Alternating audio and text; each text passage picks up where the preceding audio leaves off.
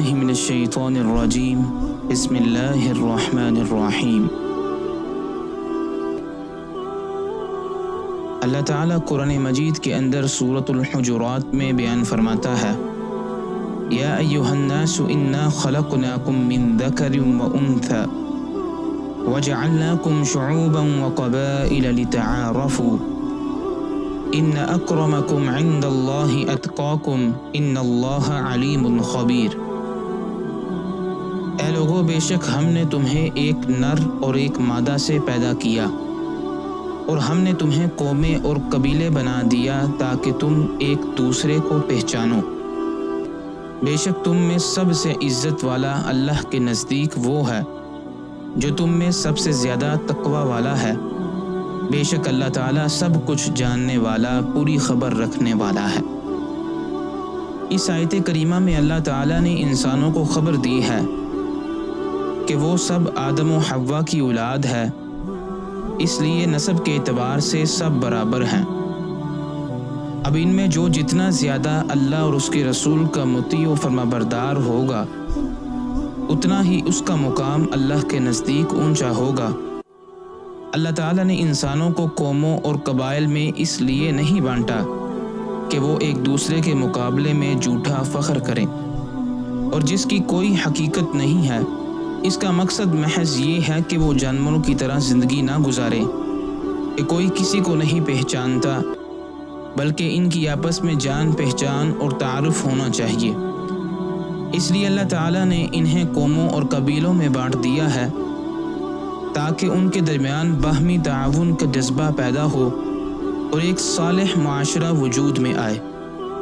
سیدنا ابو ہریرہ رضی اللہ تعالی عنہ بیان کرتے ہیں کہ رسول اللہ صلی اللہ علیہ وسلم نے فرمایا، بلا شبہ اللہ تعالیٰ نے تم سے جاہلیت کی نخوت اور باپ دادا پر فخر کو دور کر دیا ہے، تمہیں ایمان و اسلام کی وجہ سے معزز بنایا ہے۔ سنو، آدمی دو قسم کے ہیں، مومن و متقی اور فاجر و بدبخت۔ تم سب آدم کی اولاد ہو اور آدم مٹی سے تھے۔ لوگوں کو اپنی قوموں پر فخر ترک کرنا پڑے گا، وہ تو کفر و شرک کے سبب جہنم کے کوئلے بن چکے، ورنہ یہ قوم پر تکبر کرنے والے اللہ کے ہاں گندگی کے کالے کیڑے سے بھی زیادہ ذلیل ہوں گے، جو اپنی ناک سے گندگی کو دھکیلتا پھرتا ہے۔ سیدنا ابو ہریرہ رضی اللہ تعالی عنہ بیان کرتے ہیں کہ رسول اللہ صلی اللہ علیہ وسلم نے فرمایا، لوگو، تم اپنے حسب نسب کا علم حاصل کرتے رہا کرو، جن کے ذریعے سے تم صلہ رحمی کرتے رہو۔ سنو، یقیناً صلہ رحمی کرنا رشتہ داروں میں محبت، مال میں اضافے اور زندگی میں برکت کا باعث ہے۔ سیدنا ابو ہریرہ رضی اللہ تعالی عنہ بیان کرتے ہیں کہ رسول اللہ صلی اللہ علیہ وسلم سے دریافت کیا گیا کہ لوگوں میں سے سب سے زیادہ معزز کون ہے؟ آپ صلی اللہ علیہ وسلم نے فرمایا، جو ان میں سے اللہ تعالیٰ کے نزدیک سب سے زیادہ پرہیزگار ہو۔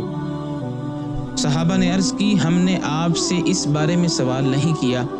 آپ صلی اللہ علیہ وسلم نے فرمایا، پھر سب سے زیادہ معزز یوسف علیہ السلام ہے، جو خود نبی تھے، نبی کے بیٹے تھے، دادا بھی نبی تھے اور پردادا اللہ کے خلیل تھے۔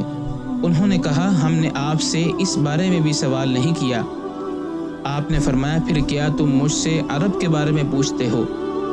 انہوں نے کہا، جی ہاں۔ آپ نے فرمایا، سنو، ان کے جو لوگ جاہلیت کے زمانے میں ممتاز تھے، وہی اب اسلام میں بھی پسندیدہ ہیں، ہاں تب جب وہ دین کی سمجھ حاصل کر لیں۔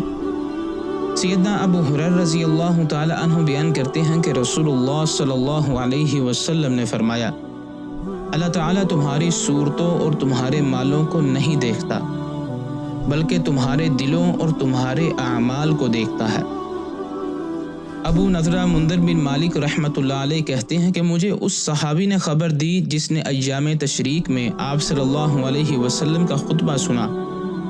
آپ صلی اللہ علیہ وسلم نے فرمایا، اے لوگو، تمہارا رب ایک ہے، تمہارا باپ بھی ایک ہے، خبردار ہو جاؤ، نہ کسی عربی کو کسی اجمی پر کوئی فضیلت ہے، اور نہ کسی اجمی کو کسی عربی پر، نہ کسی گورے کو کسی کالے پر، اور نہ کسی کالے کو کسی گورے پر۔ اگر کسی کو کسی پر کوئی فضیلت ہے تو صرف تقوی کی بنا پر۔ سیدنا ایاز بن حمار المجاشعی رضی اللہ تعالی عنہ بیان کرتے ہیں، رسول اللہ صلی اللہ علیہ وسلم نے فرمایا، اللہ تعالیٰ نے میری طرف وحی کی ہے کہ تم لوگ آپس میں تواضع اختیار کیا کرو، یہاں تک کہ کوئی کسی پر فخر نہ کرے اور نہ کوئی کسی پر زیادتی